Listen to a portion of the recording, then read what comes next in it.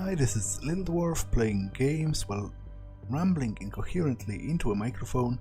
Why? Well, just because I can, and I continue with Vampire the Masquerade, Shadows of New York, Blind. Now, I still have two activities left to choose from. I can go to a club, or I can meet someone who I guess I messaged him on Tinder and set up a date. Which I feel like this might be hilarious, not to mention if it's a feeding opportunity. I feel like this is going to be much easier than this, because obviously a date is probably going to be in a less crowded place than a club, so I can just feed from him as part of the date, as it were. And funnily enough, he might actually enjoy it, because after all, being fed on is an ecstatic experience for the mortal, right? So, the risks of swiping right. This Tinder addict smells like A bit of a loser, B, a wannabe intellectual, and C, a perfect source of nourishment. So let's go. He lowers his eyes awkwardly, thinking how to proceed with his rant. So, it's like a conversation. So it's like the conversation isn't really smooth, yeah? It's like I keep throwing shit against the wall and seeing what sticks. But nothing seems to stick for long, you understand, yeah? Yeah. It's really the lack of context that's killing me about the online dating. It's bad enough when a few photos and a single sentence are all that you have to rely on when starting a conversation, yeah? But when a cosmic miracle is finally happening, and she's actually willing to keep replying to you, and she's actually down to meet up eventually, and you're out there sitting with her, and after 90 minutes you still don't have the shared context, just no clue whatsoever. It's just like take me out and put a bullet in my head and put me out of my misery. Why is it no yeah? Why is there no yeah option?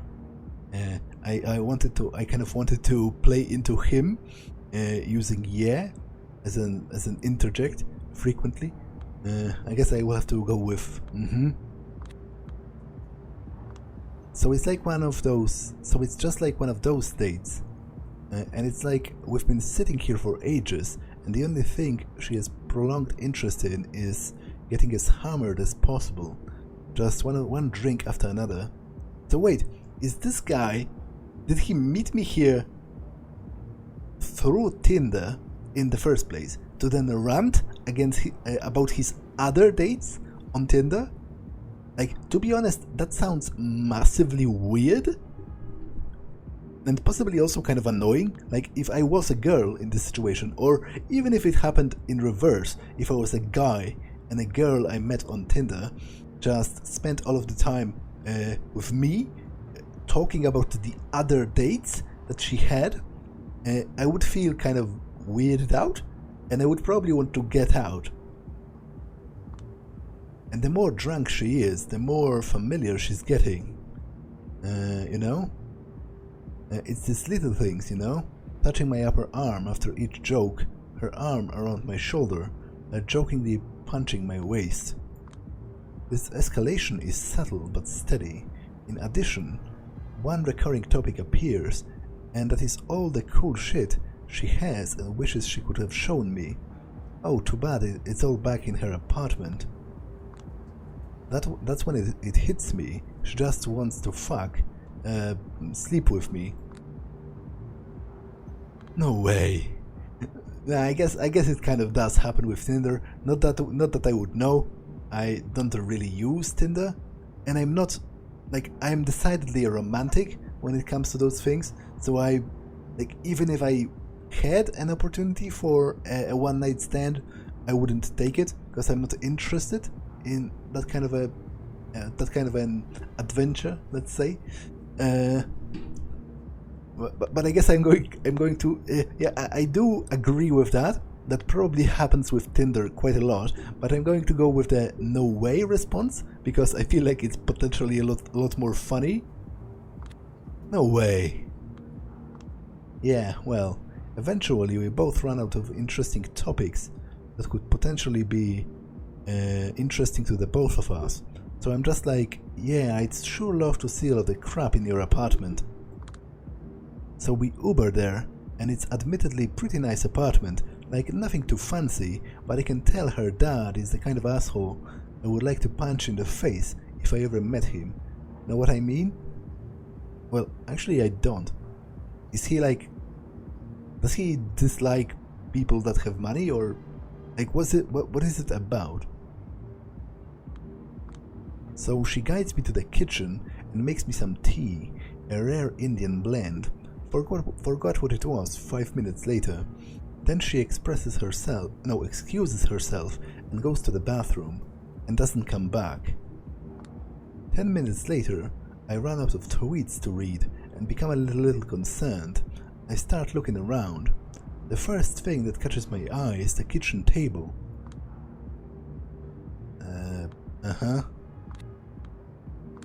The table is surprisingly large, and it's covered in neatly arranged documents, like some connected dots investigation board, mafia conspiracy kind of thing. Naturally, I take interest. It takes me 20 seconds to process what it is. Her entire mental health history, sorted chronologically, with all of the juicy stuff neatly underlined in color. And I mean entire, it's all in there. A detailed description of her fucked up household situation over the years, anxiety, ADHD, bouts of depression, suspicions of schizophrenia, severe BPD, some weird psychosexual stuff with her brother. Okay, this is getting even weirder. I keep reading and remember what I said about throwing shit against the wall and seeing what sticks. I'm dead certain that that's how her shrinks went about diagnosing her. She finally comes out of the bathroom, like about an hour after she went in. At this point, I've read all of the shit on the table 3 times, and not just the stuff she highlighted for my convenience. I feel like right now I understand her better than someone who has read Crime and Punishment understands Raskolnikov. And I'm not happy about that, like, at all. You know what I mean? She walks in with a cheerful hi, and I respond with a sleek, all good? She nods, does this weird finger gun thing, and chuckles. I pretend I've been doing work-related stuff on my phone the whole time. The small talk starts. A minute in, she casually picks up one of the documents on the table and starts doing these super obvious body language clues that are like, oh no, how did this get here? I'm practically dying inside, but I put on my cool face and make it look like I'm not here. Sorry, gotta reply to my boss. Yeah, he's working 24/7, a psycho motherfucker, yeah. She slowly collects all of the documents, puts them away, and then nonchalantly asks me something about Tame Impala, while I'm feeling crushed by all of the kinds of trauma I have just learned about. The apartment starts feeling like a coffin.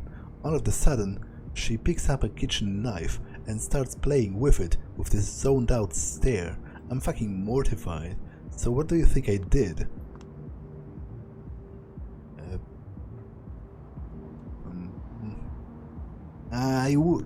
I would personally run away, but I feel like asking if he has slept with her is hilarious, so I am going to go with that. You slept with her? Of course I slept with her. That's how the worst 6 months of my life began, and I couldn't even say I didn't see it coming. God, I'm such a slut. Well, he leans back and groans while hiding his hands behind his palms. I look at his neck. Every vein seems so visible and impossibly alluring. I don't think I ever looked at anyone's neck like that. I realize I feel insanely thirsty. Damn. I know. You sure took a turn. Years ago, when this rant began, it was all about continental philosophy. Years ago. What? Sorry, can you say that again? He's pretty drunk, barely able to focus on anything behind but his current train of thought. Just what I was hoping for. Years ago, when this... Never mind. Listen, it's stuffy in here. I wanna go out, get some fresh air. I haven't touched your drink. I mean, I would if I could. No more alcohol for me. What? No, this one's not mine. I mean, some dude brought it for me, but I don't want it. He scans the room with a death stare, looking for the guy who did it, not realizing his best chance of finding him is in a mirror. Then he drinks like half of my glass at once while looking around, as if he was hoping to prove his dominance over an unseen enemy. Okay, after you. We're walking across a mostly empty street. He's focused on keeping upright and walking in a straight line. I'm focused on finding a spot when I can drink him up. You seem like bad news. Oh yeah? So why don't you just leave me alone? Determinism, I guess. I roll my eyes and then that's when I notice it. A deep underlit stairwell. I look around and realize there's no one around. This is my chance. I immediately yank him downstairs. It's almost pitch black, but I can still see his face. He doesn't even seem shocked, it's more like awkwardness. Now listen, it's not like that. I've never wanted to do this sort of thing in public. Quite the opposite. It's just that I need a certain degree of comfort to perform at optimal levels. Oh, shut up. I sink my fangs inside his neck as he whimpers and becomes silent.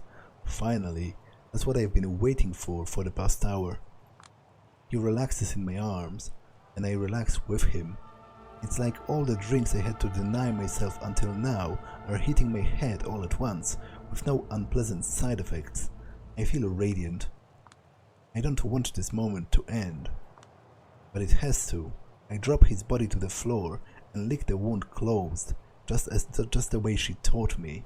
His pulse is faint but steady. He reeks of booze.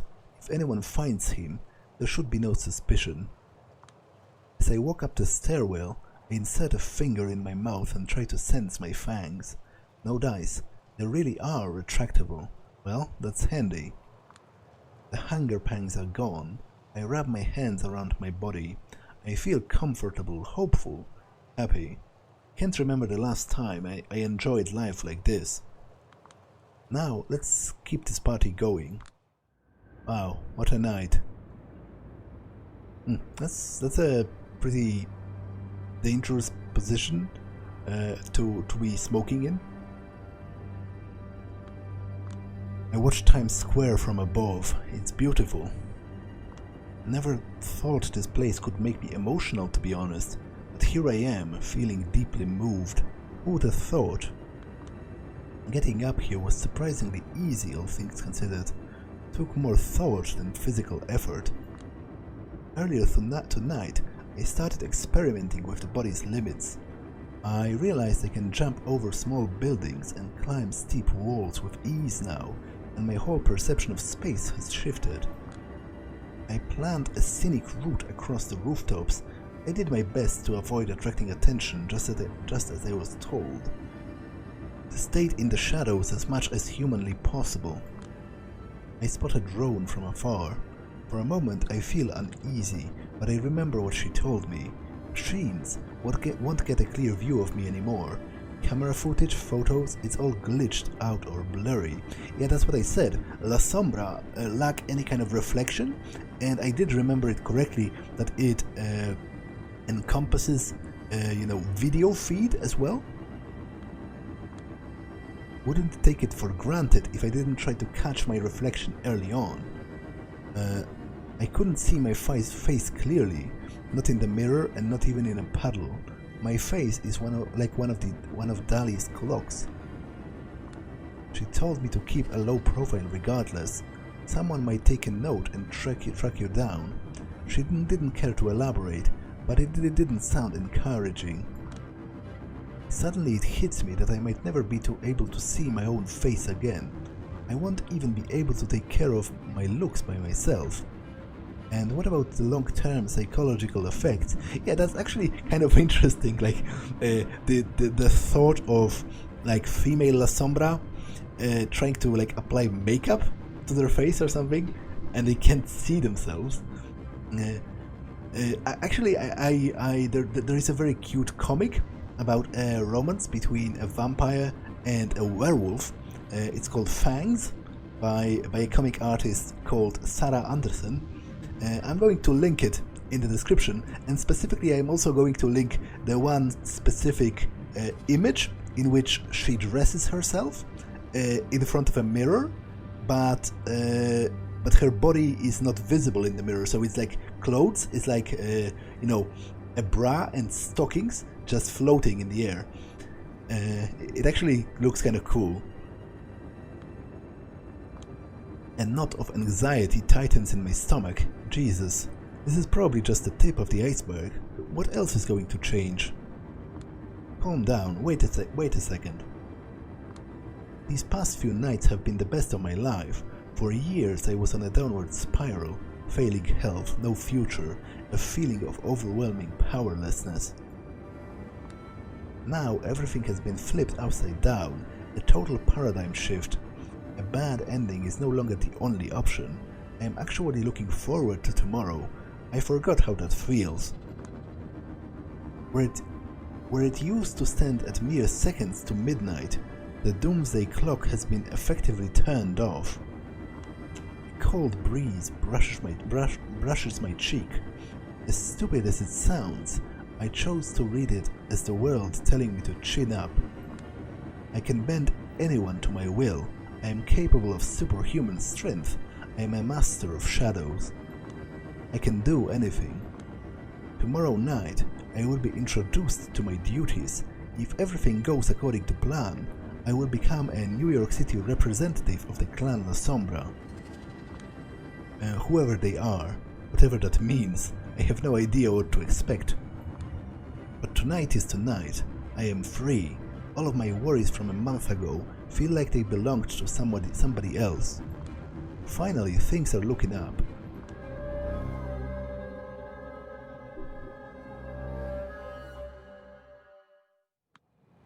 March 2020. Back at it again with the Big Beat Burger. Familiar sounds, familiar smells, familiar faces. Yet again I am recalling the night when everything seemed to change for the better. I mean, it's not like I wasn't expecting everything to go back to the old depressing normal. Even in the thick of it, the rational part of me recognized my state as temporary. But with these highs, there's always hope it won't end, or maybe that an ego death will finally occur. Be satisfied, you stupid fucking bitch. I command you. Here is all of the logical evidence for why you should be satisfied. Here is the obvious direction for your life, and here is a detailed explanation of how you should treat the people that care for you. Now dice, I always keep falling back into the same old habits. It's like they are encoded deep in my DNA, the aimlessness, the powerlessness, the spiritual exhaustion. These goddamn fast food trips.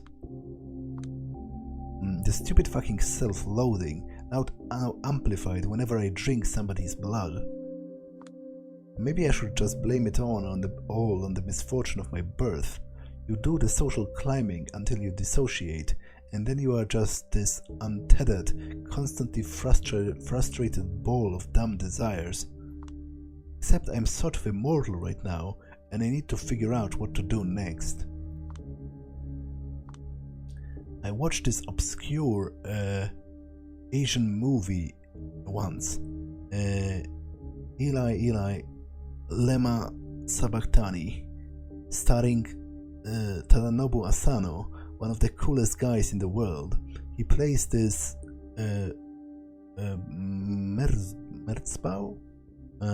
Merzbau-like figure, a legendary noise musician. Now again, I'm pretty sure I butchered the pronunciation, but this is once again a quote from the Bible, and I do believe it's actually Aramaic.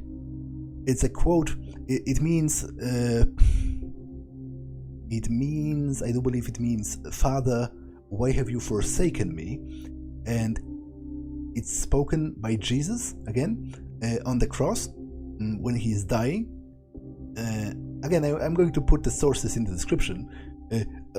Also, maybe with a pronunciation guide or something, because I myself am kind of interested. How do you read it? Because I know this phrase, but I know it in writing.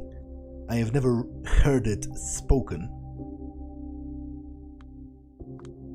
There's this mysterious virus spreading around the world, causing despair and mass suicides. A rich CEO's granddaughter gets sick and longs to die, so he spends a fortune searching for the cure. Turns out Asano and his friend, played by this violent onsen geisha guy, are traveling through Japan, searching the corpse-strewn towns and fields for any unique item that can produce beautiful sounds. As it turns out, the avant-garde walls of noise they create are able to heal the infected. The CEO begs the band to help, offering all of the money they want, but for some reason they refuse. Through a series of flashbacks, concerts and vignettes, a mystery unfolds. Eventually we realize that Asano's music is not just a remedy, it's also the cause of the virus. Whenever it connects with people, they get this extreme hunger for more extreme, more novel experiences. And eventually they hit a wall. Nothing can satisfy them anymore. They lose their will to live. Not even the musicians are spared from this curse. They now know the end will come, sooner or later. The girl is saved by a mind-blowing contest, but the tragedy is merely postponed, not averted. The last shot of a Jesus-like Asano, silently considering his role as a savior and destroyer, stayed with me. The form of a film is abrasive, little to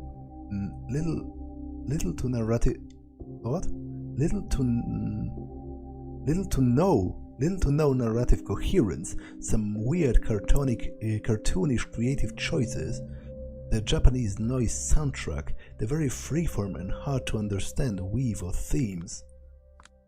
But at this point, movies like this are all that truly connect with me. I'm the New York City representative of the Lasombra clan now. Also known as the Night Clan, they are the masters of shadows who cast disoriented reflections and make modern tech go haywire in their presence. Last year, for a few months before I was embraced, the Lasombra has joined.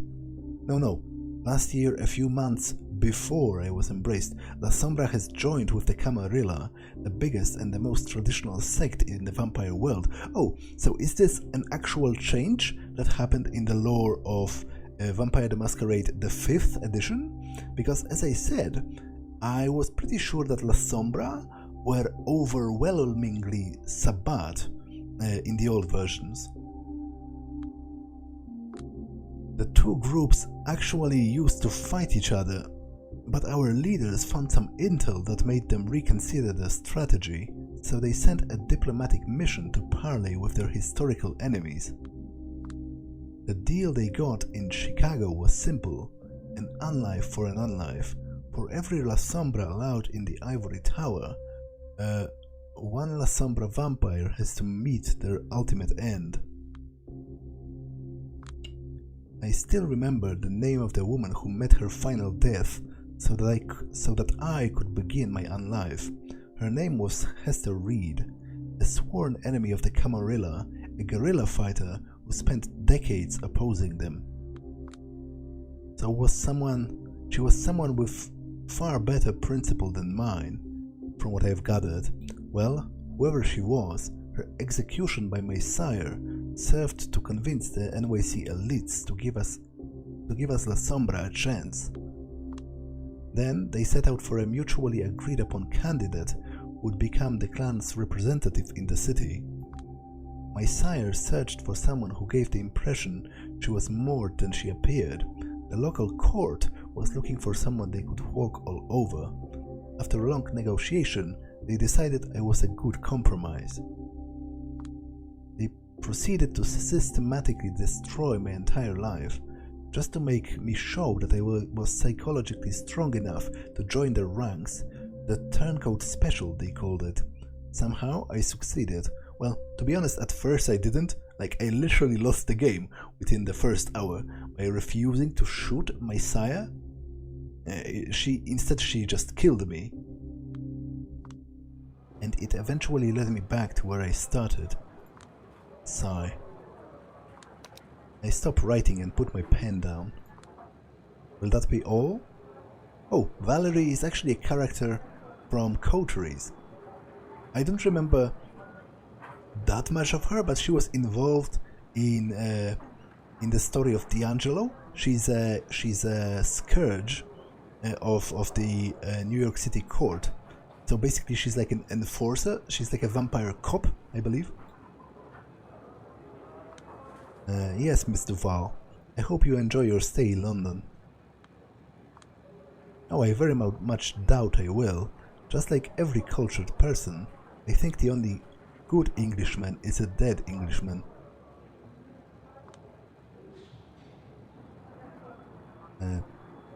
What?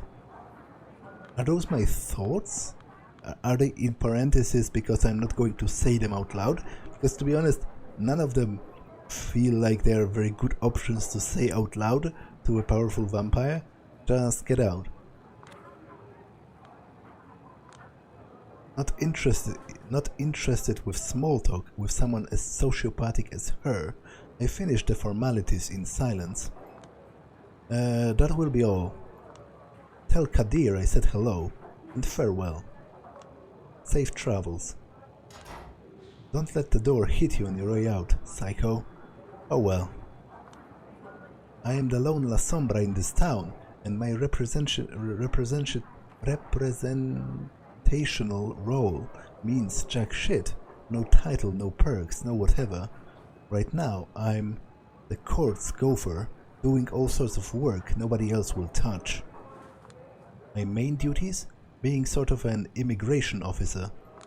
See, New York City is probably the biggest vampire travel hub in the USA, and definitely the biggest one on the East Coast.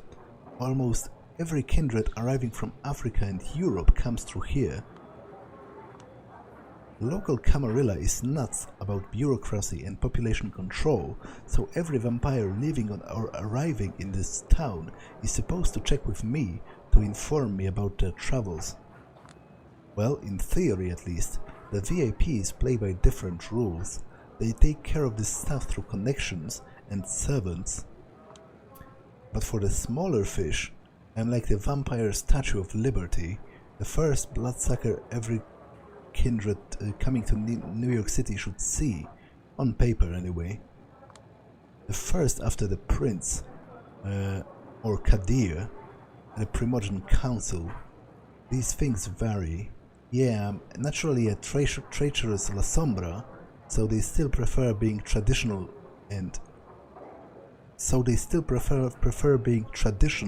and hands-on about these things. As I said, at the end of the day, I'm just a gopher, and this work only serves to remind me I'm not quite in, just standing at the gate. They haven't even given me an office. I meet everyone in public places, such as coffee shops or fast food restaurants.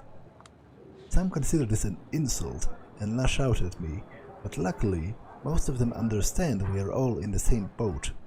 We're only here because we're curs who need to be reminded of our place from time to time.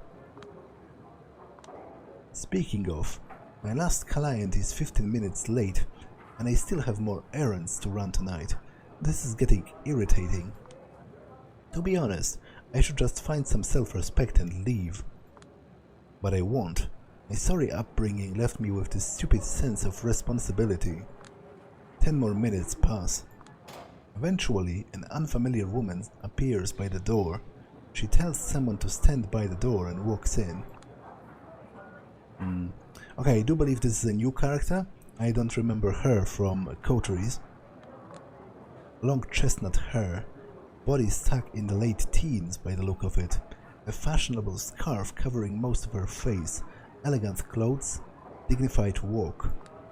I signal her to sit in front of me, trying my best not to let my impatience show. She obliges. Here to check in? I am. Julia Sabinsky, I presume. She's scanning her surroundings like we're at a circus. I hope you won't mind if I make it quick. I'm needed in Elysium. Name? Catherine Wise. Huh, I swear I heard this name before.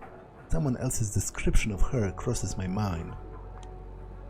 That weird lady who owns the art hall but is never there? Weird? So it is her. Catherine Wise, the owner of the art hall, the de facto headquarters of the New York City Camarilla. For fuck's sake, Julia, what are you doing calling her weird right off the bat? God knows you already made a fool of yourself in front of enough VIPs in the city. Recover. I'm sorry, this is just... it's just that I still don't know many people there, so I have to go by the description I'm given by the members of the Primogen. Well, the description is mostly correct, outside of that one word that slightly perplexes me. Pot calling the kettle black sounds like. Oh, from what I gathered, it's just that your interests are rumored to be not fully aligned with the Camarillas, and it irks some of the folk up there. Being a keeper of Elysium is not enough for some, I see. I suspected as much, but what can you do? She seems chill. Good. Anyway, Catherine Wise. Wow. Yes, want me to spell it? People often have trouble getting it right. Forgive my indiscretion, it's just that people of your stature usually don't bother checking in with me. They usually report their arrival to one of the Primogen, and they make all of the arrangements. I heard Prince Panard is busy with the preparations for her big party. I assumed that if I spared her some paperwork, she would appreciate it as a gesture of goodwill. Besides, I wanted to meet the infamous Lasombra representative out of sheer curiosity. My interest piqued once I heard about her. She looks around knowingly. Unique circumstances.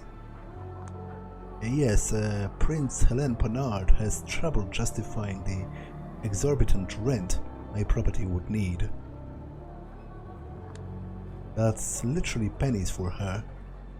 And as far as I know, she's been sitting on an empty property since last year. Looks like they've got it out for you. Bad. That's what I assumed, but it's nice to get confirmation.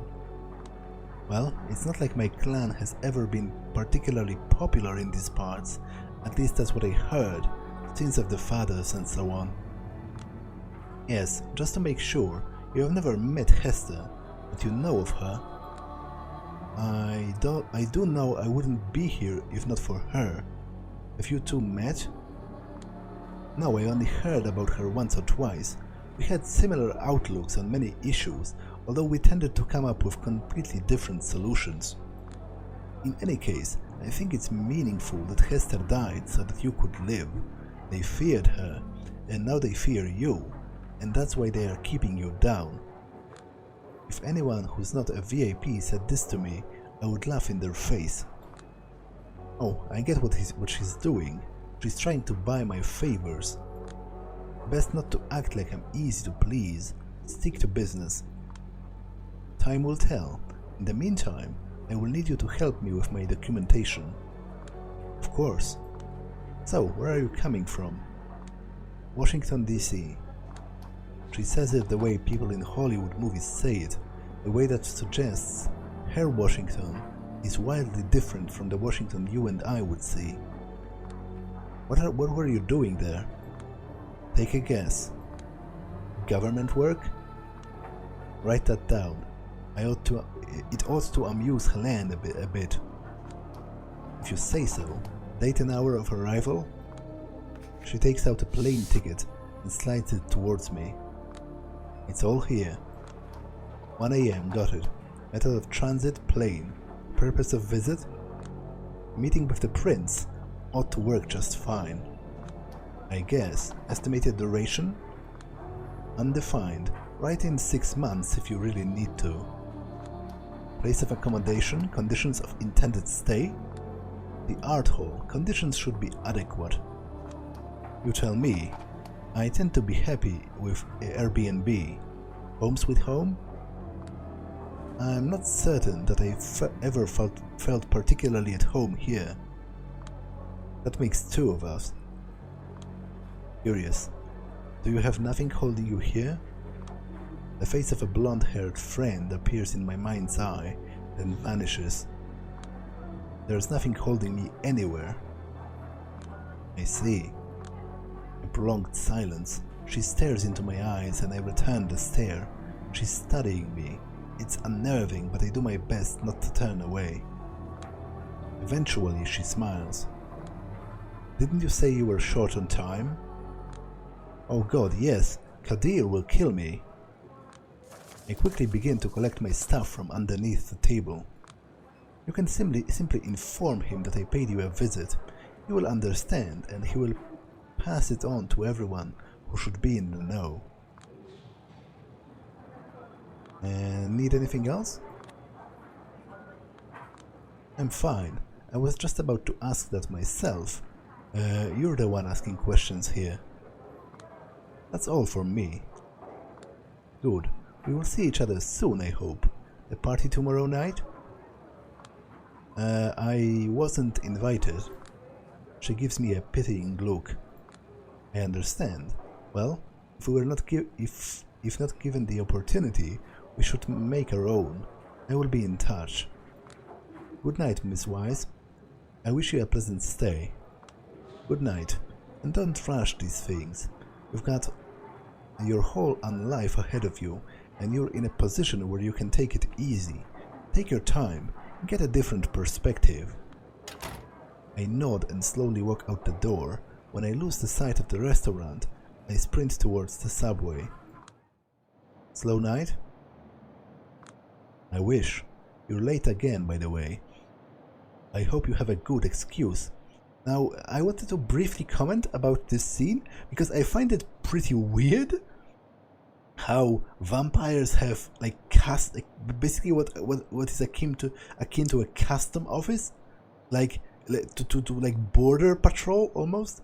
I don't know if something like this was ever mentioned in the older editions. From what I understand, one of the traditions of the Camarilla is that you are expected to present yourself to the prince of a given city or of a given location once you arrive upon their territory, but I've never heard of like them doing actual like documentation. To be honest, it seems counterproductive to the whole idea of the masquerade, because not only is Julia meeting with all of those vampires in public places, she's literally writing down their names, their addresses and all that, which seems like a lot of valuable and potentially vulnerable information that probably should not be written down. Although maybe it's a power play by the Camarilla, because if the Camarilla know where everyone is staying, then they can presumably arrange for them to be like killed or something if they really wanted to. And also, I'm glad that Kadir returns from the first game, from Coteries of New York, because Kadir was pretty much the only character that I felt anything towards, that I felt in any way interested in, because there's an interesting duality to him, I feel like, and there's a bit of depth that I wasn't expecting at first, because he has a very stiff outer shell. He is like very closed off, and he's very careful not showing his emotions at first. But then I also learned over the course of coteries that not only is he a toreador, which doesn't show at first, but also he seems to somewhat care for the main characters, for the main character in coteries. And it was an interesting contrast between his usual persona, which is very detached and very cold, and this sort of this inkling of emotion that is sort of underneath. So I look forward to interacting more with him. Specifically, I wonder if the other characters will also return. Presumably, the prince, Helen Panard, will obviously also return because she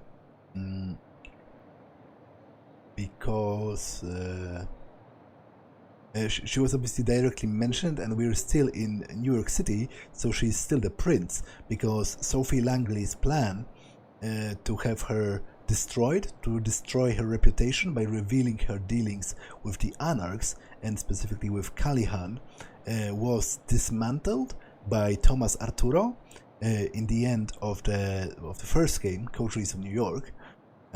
So you're late again, by the way. I hope you have a good excuse.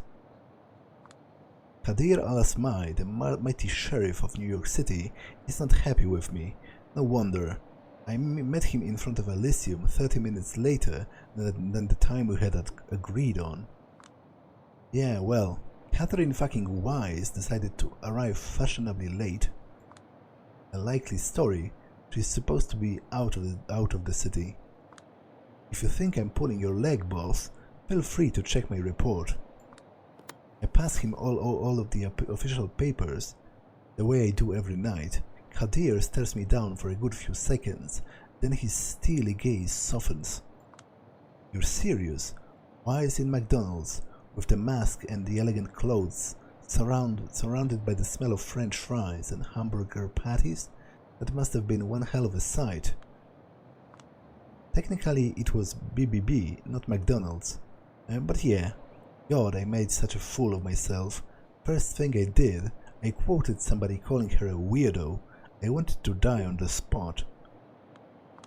Serves you right, you walking faux pas. I've been trying to teach you to control your tongue, but you never learn. It's a new gaffe every week with you. Still, there's good news and bad news. The good news is that Catherine has a fondness for vampires of humble beginnings. Probably why she decided to see you in your, well, let's say, natural habitat. She's one of those rich artsy assholes who seek out the working class cred. I did say something about watching your tongue. The bad thing is, she is very astute, so she might recognize a moron like you straight away. You never stood a chance at impressing her. Oh, shut up. You still need me for anything here? I'll get on straight away. I wouldn't be standing out here chatting with you if I hadn't taken care of my duties.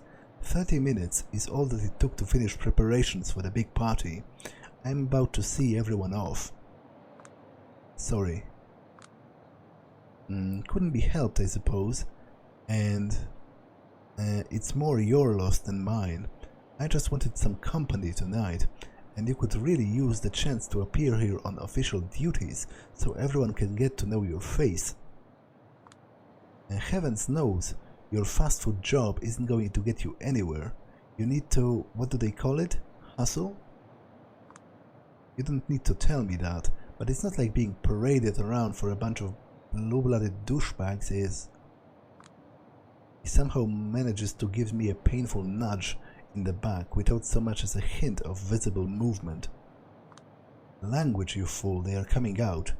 Just stand here in silence for 5 minutes and focus on not embarrassing yourself any further, will you? I got it. The first two silhouettes appear in the doorway of the art hall. An old man in a wheelchair, pushed forward by his young servant. Haven't seen any of them before, nor did I actually, I think. I don't remember anyone in a wheelchair. Wait. I don't think I know him. Mr. Payne, the night is still young. I hope you find the rest of it pleasant. Payne, the wheelchair. I heard about him. Addison Payne, one of the American Camarilla's main contact connections to the government and Wall Street, disabled in quite a few ways, needs a servant to communicate. I'd be full of resentment if I was embraced in this condition, but apparently Payne is nothing but grateful for his immortality. He keeps writing fervent defenses of the traditions and the Camarilla customs.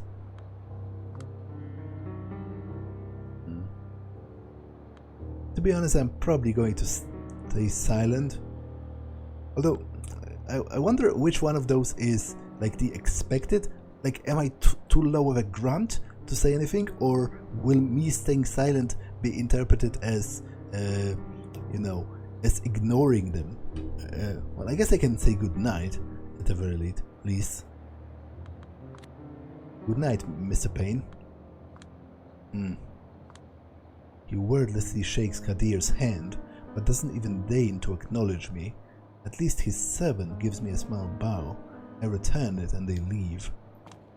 Kadir turns to the next person leaving. Hi, Regent. Can't wait to see you in your outfit. Spare me, Sheriff. These fancy dress parties cause me enough suffering without your help. I can only hope you haven't conspired with Helene to embarrass me with this gift. I actually met her in coteries as well. She's the sire of Agathon, the tremere that I could join into my party. She points to a shrink-wrapped set of clothes she's carrying inside her coat. Kadir smirks briefly. I didn't have to. As you well know, Prince Panard displays a considerable foresight in the matter of party planning. Yes, if there's one thing she's deadly serious about, it's frivolities. A recognizably mortal quality, especially for a prince. We ought to celebrate it, not oppose it. Don't worry, Sheriff. I am a big girl who knows her etiquette. I will play your game, amuse the crowd a little bit, and then go to my study as fast as possible. Aisling Sturbridge, the High Regent of the Chantry of 5 Boroughs, a hero of the Battle of New York, the biggest warlock in the town, would be a prince herself if she didn't have her eyes on a bigger prize. The thing is, nobody knows what that prize is. They only know that it has something to do with the goal of her thaumaturgical research. Whoever tried to find out what it is failed, violently. Oh, I'm sure you're going to have fun, Miss... I'm sure you're going to have fun. Miss Savinsky here has just informed me that Catherine Wise is back in town. It's safe to assume she will join our festivities. You're kidding me. She did say she will attend the party. It's not safe to assume, it is certain. She told me she will be here tomorrow night. Wise. Excellent. I would love to catch up with her. The barely concealed venom in her voice clearly suggests that in fact she would hate to catch up with her. Yes, it looks like tomorrow night will be very special, but for now, I bid you adieu. And she's gone.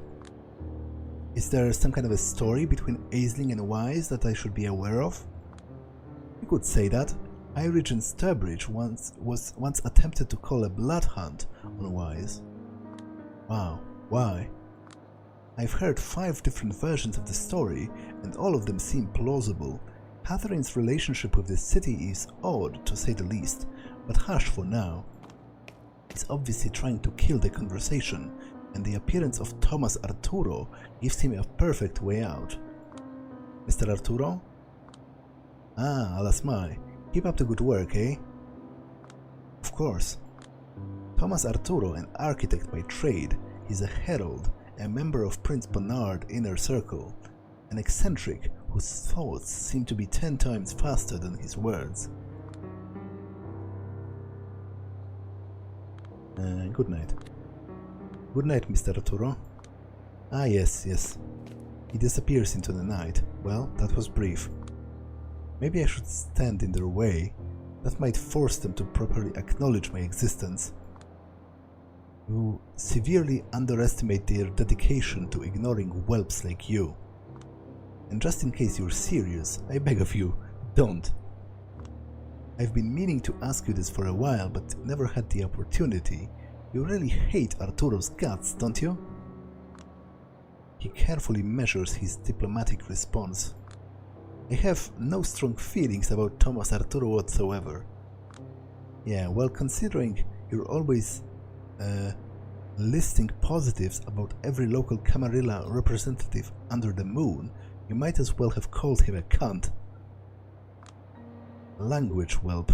And as for Arturo, I will share my opinion of him as soon as I come up with one that sticks for more than a week. A group of Kindred emerges from the art hall, rushing towards the street. Only a noble-looking woman stops next to us. She's wearing a hijab, but curiously enough, doesn't hide her hair behind it. I mean, beneath it. Primogen? If you were rude enough to stare, you would quickly notice something, but I accidentally clicked it over. If you were rude enough to stare, you would quickly notice the cloth serves mostly to cover up her horrifying scars. And Kadir? Oh, and young Julia. She was also in the Coteries of New York game, but she didn't seem to play any kind of a larger role, at least not in the character in the route I've chosen. I'm doing my best not to stare, because Samira is one of the few New York City Camarilla figures who hasn't been an asshole to me yet. Still here? Did the prince require the Clan of the Hunt's counsel in some matter? Yes, I advised her that no matter how hard she tries, she shouldn't expect me to wear a different costume tomorrow night. She's the Banu Hakim Primogen. Just like the Lasombra, their clan was independent from the Camarilla until relatively recently. However, they negotiated a better deal than we did. They have a Primogen for once. I do believe Banu Hakim is like a different name for the Assamites, right? Hailing from the Middle East, the Banu Hakim are drawn to the practice of justice. The rules must be upheld and every transgression punished. They don't have much say in New York City, but the prince often seeks their judgment. It's just good PR. I trust that she was understating. And those are beautiful clothes. Thank you so much. I am eager to see the outfit you come up with. And how are you, Julia? Have you seen any lights at the end of the tunnel?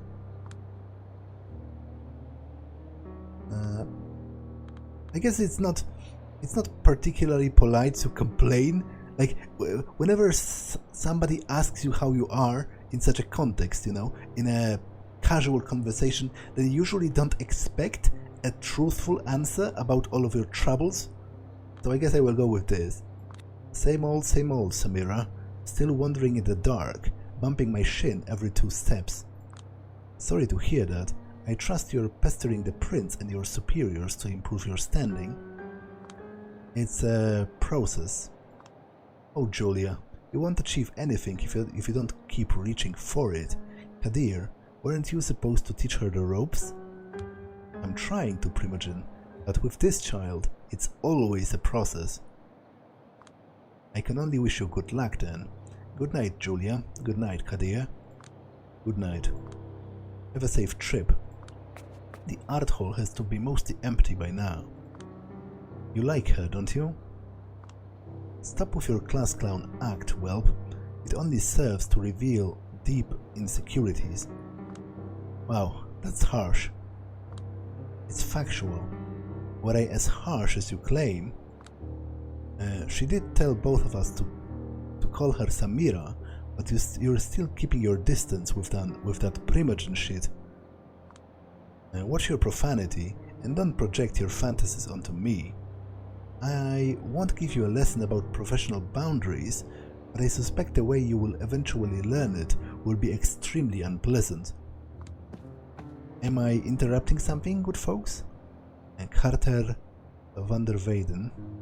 Okay, I don't think he appeared in the main game, I mean in the previous game, because he has...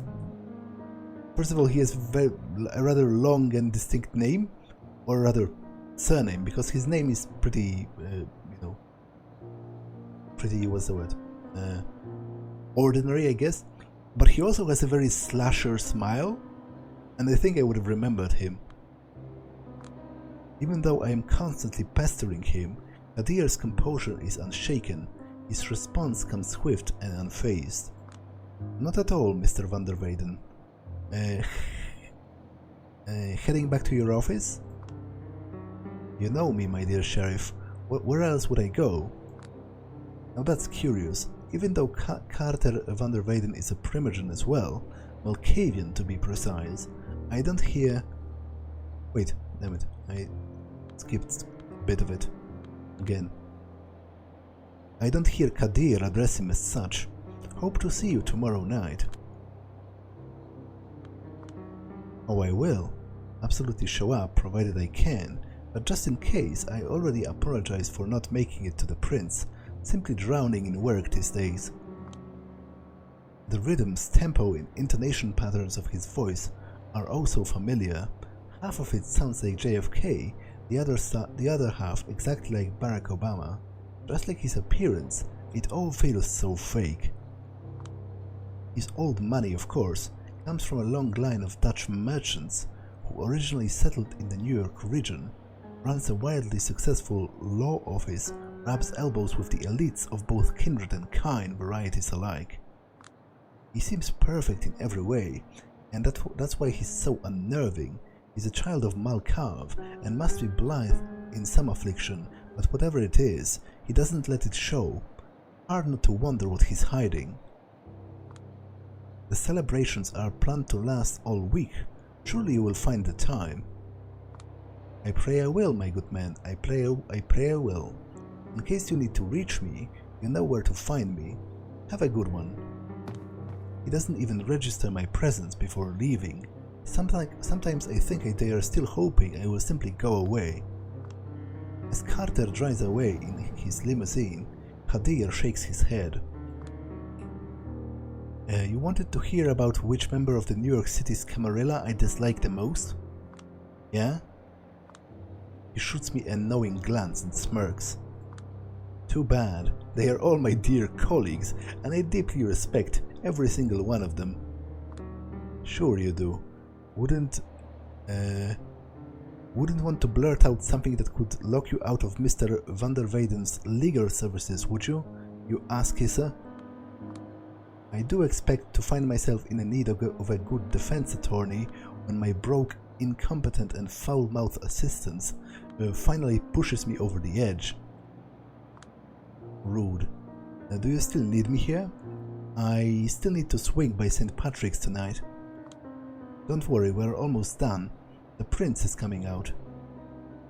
Okay, but this episode was far too long, to be honest. I should have cut it before, but I didn't really have a decent time. But to be honest, now I don't know how long it will last until I find such a moment. So I feel like just before talking with the prince is a good enough moment.